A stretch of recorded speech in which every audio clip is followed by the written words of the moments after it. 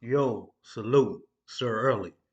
Yo, I wanna sincerely I wanna give a thanks to my non-subscribers for viewing my content, viewing my channel. My analytics says that, so I appreciate you all. We ready to take a listen at 50 Cent, yo. He speaks on the time Tekashi 69 reached out to him before that big NY blood federal Rico case and shit, that takedown and shit where they said 69 told on the whole New York Bloods and shit. So he reached out to 50 Cent for some type of advice, yo, on what to do and how to move and shit.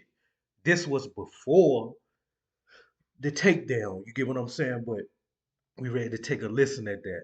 Appreciate you again, you all, for my non-subscribers for viewing my channel and viewing my content. Tomorrow is solid. It's just a matter of time before everything comes crashing down. A classic example of this is what happened to the Brooklyn rapper Tekashi 69. Tekashi is a half Mexican, half Puerto Rican rapper from Brooklyn. His multicolored hairdo and over-the-top energy won him millions of fans across the country, especially white kids. They might not be able to dread their hair like the Migos, but they could definitely put in all the colors of the rainbow like Tekashi. He went from being a virtually unknown SoundCloud rapper to one of the biggest stars out there in not much more than a year. Tekashi's image was of a tough, reckless instigator, but he was actually a sweet kid at heart, much closer to a WWF wrestler playing a role than an actual gangster. Yeah, and see, that's what I say about a whole lot of you cats and shit too. And see, a whole lot of people be fooled off of the rough talking type dudes. Yo, I'ma do this, I'ma boom, I'ma blick this. The slick talking dudes, the dudes is always acting gangster with the persona and shit like that. That's all I look at that shit as smoking mirrors, yo. Because I'm from the real streets, and that ain't shit to brag on. But if you came up in the era when I came up, and the group of guys I came up around with, and the beef that they was getting into, far as like grandmothers getting shot, mothers getting shot in the neck because of our dumbness. Y'all can kill all of that gangster shit. You get what I'm saying? I done been to prison twice. I done lost both of my parents, yo. You get what I'm saying? Mom and dad. So all of it's nothing a person can do for us like a dude to move me.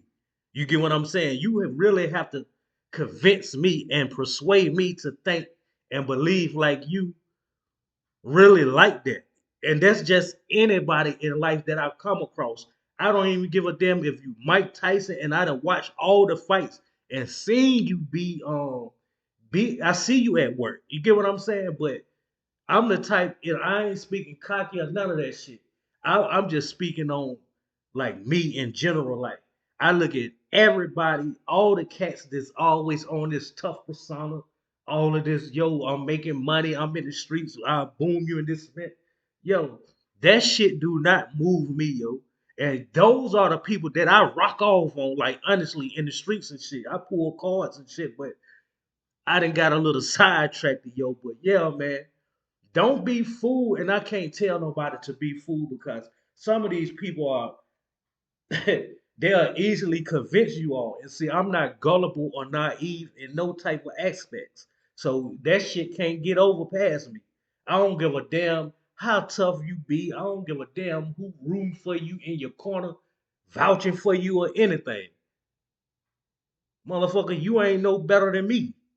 I don't put nobody on a pedestal higher than me, man. Like honestly. So to reinforce his image, he started surrounding himself with street dudes. But those guys were not playing a role. They were the real deal. Once they realized Tekashi wasn't, they started seeing him as food. And food is never what you want to. So basically, he's basically saying like how when we was kids, we looked at the wrestlers and shit. Like I was grown as hell by the time the Rock damn started wrestling. But I'm saying back in the day, Hulk Hogan, Lex Luger, and motherfuckers like that. Man, we put them on a pedestal, yo, and it was just because of their tough image and persona. The whole time wrestling was goddamn an act. You get what I'm saying? Motherfuckers be acting. I don't care how much you see chairs going across motherfucking heads. Motherfuckers practice that shit. Motherfuckers endure pain. Motherfuckers be on steroids. Motherfucker is smoking mirrors. That shit can be a goddamn a plastic chair or something, but in the image through the camera, it can look like a metal goddamn chair, iron chair or something. So I never, well, I ain't gonna say never. When I got older, couldn't nothing I couldn't be deceived or I couldn't be tricked by anything. Relationships, life itself, period. You get what I'm saying? Once I mastered life itself, far as like, yo, people can easily convince somebody that they're this or they're that. But once you get to really know somebody and you'll be on some shit like, yo, this motherfucker that deceived all these people and had all these people thinking this and that, and the whole time you ain't that. So once you see that in a person that everybody holds on a certain pedestal and shit, that kind of lets me look at everybody like that. Like, yo, everybody is just smoking mirrors and shit. Like, honestly, all that tough image, that tough persona. Oh, this nigga ain't gonna do this and that. Oh, pause this and pause that. The whole time, motherfuckers be down low as hell. Pause this and pause that. Everything is homophobic nowadays. You can't say this. Excuse me, y'all. You can't say this. You can't say that because, in the eyes of a so-called street dude, that's considered goddamn feminine or whatever the case may be. So everybody is smoking mirrors to me, man. Like honestly, decoys and shit, dudes and chicks. Can't nobody get shit past me. That tough persona or none of that shit. Being perceived as by real street dudes. As the story rose, Tekashi and I began to build a friendship. I liked that he was brash, that he didn't seem to be afraid of the moment. A lot of people even said that Tekashi reminded them of a young me. One day he called and asked if he can come to my office. He had some run-ins with the law, and promoters were starting to get nervous booking him. He needed advice. When he arrived, I didn't see a brash young man or an arrogant rapper. I saw a scared kid settling into a chair in my office. And that's another thing too. All these got mad shit. This motherfucker snitching, this motherfucker that. Y'all keep believing all of these motherfuckers that be making these blogs and videos and lives and shit, scrutinizing somebody that snitch. I done told y'all motherfuckers a million goddamn times and shit. Let the right motherfucking alphabet get behind you in that interrogation room, giving you a certain time or something you facing. Man, it ain't even got to be 20 or 30 years no more. Man, you motherfuckers are rat for 2 or 3 months. You get what I'm saying? Honestly, you just heard what I said, 2 or 3 months. Motherfuckers don't want to be away from family or lifestyle itself. So you might think a person snitching because he want to be with his family or love one of kids or something. No, that motherfucker don't want his homeboys or no other motherfuckers out here fucking on what he fucking. You get what I'm saying? That's just to be real. I don't give a damn who y'all are on YouTube, in the streets, or whoever. Y'all can kill me with I ain't gonna snitch or none of this and that. You get what I'm saying? And especially if you can get past with the shit. If you can snitch and the person you snitched on or the streets don't know you didn't snitch, you are gonna do it.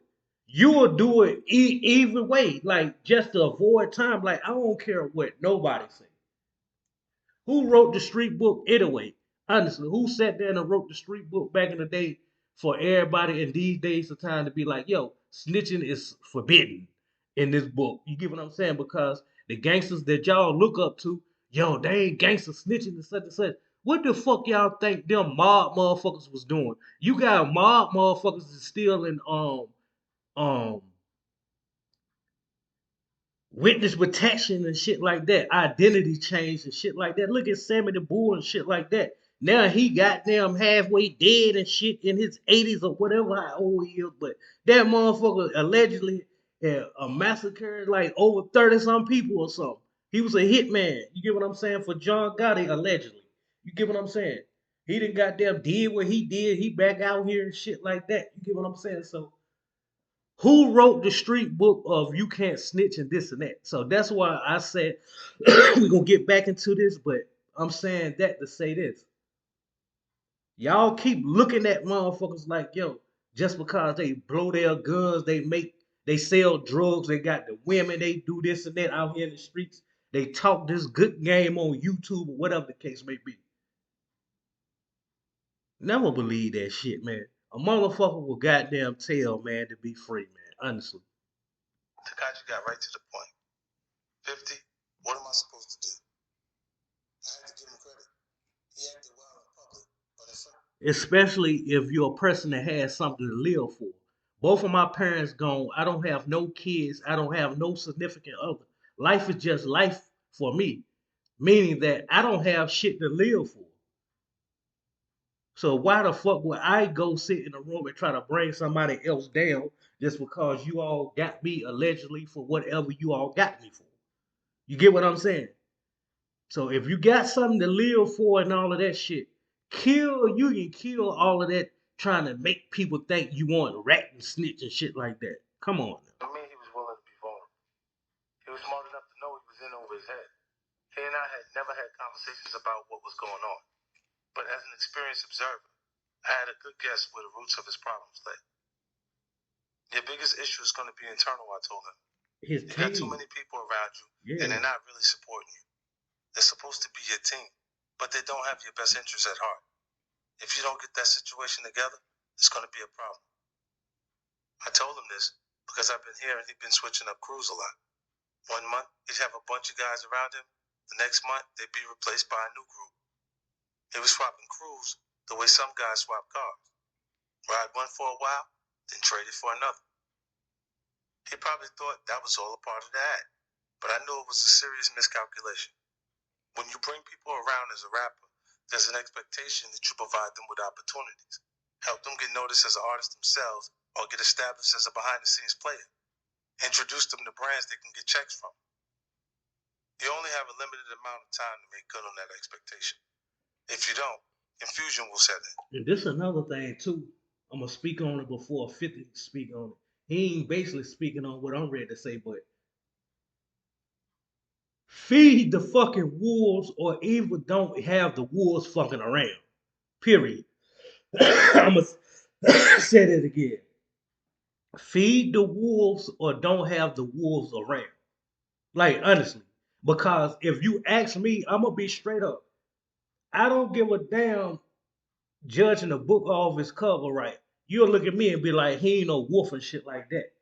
But my charges speak for itself, like robberies, home invasions, and shit like that. Like I'm a wolf, meaning that I feel like I have to go out here and get it because ain't nobody just throwing me no goddamn fresh meat out this motherfucker or nothing. I got to get it. You get what I'm saying? So that's how I was. I have the mentality of a wolf. So if you ain't feeding me, that door getting kicked down. Honestly.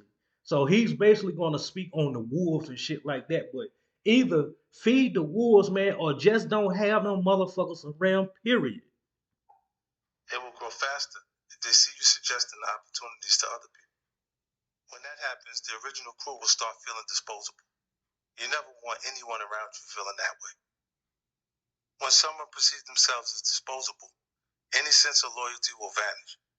Instead of waiting for an opportunity, they're going to aggressively come after you for what they think is owed to them.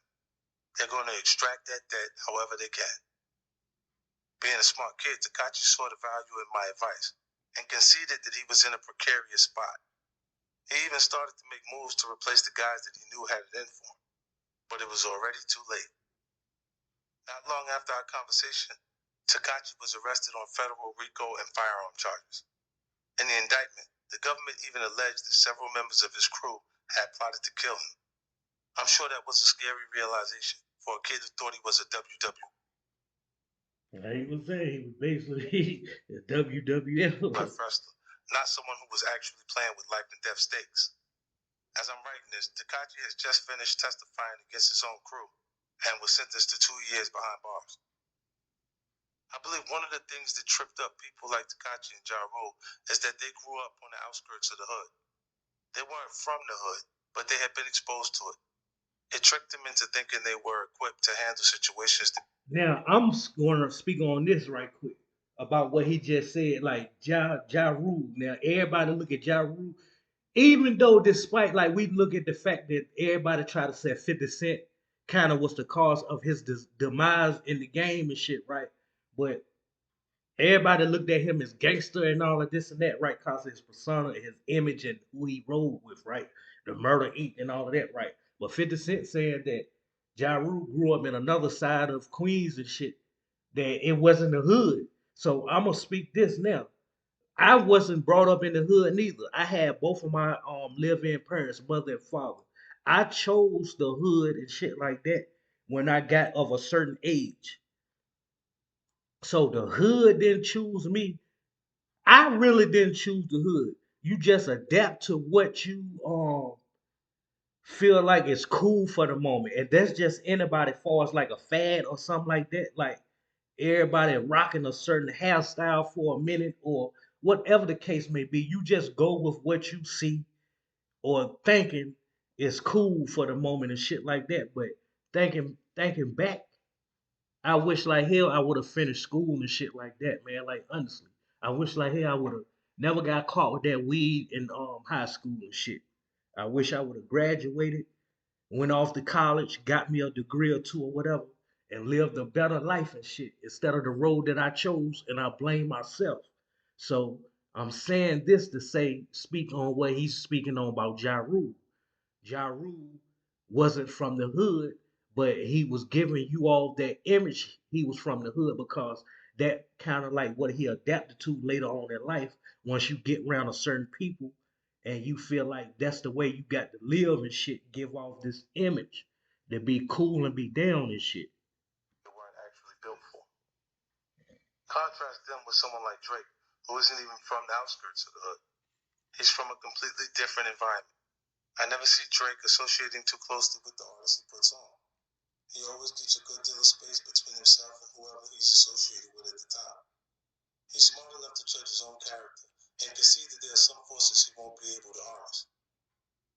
Tekashi was a great judge of what white kids wanted to listen to in order to piss off their parents, but he wasn't as good at assessing people's characters and intentions. Sadder still, I really think Tekashi's a perceptive kid. If he would have slowed down and taken the time to study the people around him, get a feel for their energy, he would have realized that they weren't a right fit for him. Instead, he was in a rush. The Instagram likes and retweets were coming so fast that he probably started to confuse social media with reality. On social media, the guy throwing up signs next to you is your man until the end. You're ride or die. In real life, things are never that simple. Jealousy and envy grow very easy, especially when they start getting a taste of success. If you bring a bunch of wolves in your circle, you better be damn sure to feed them.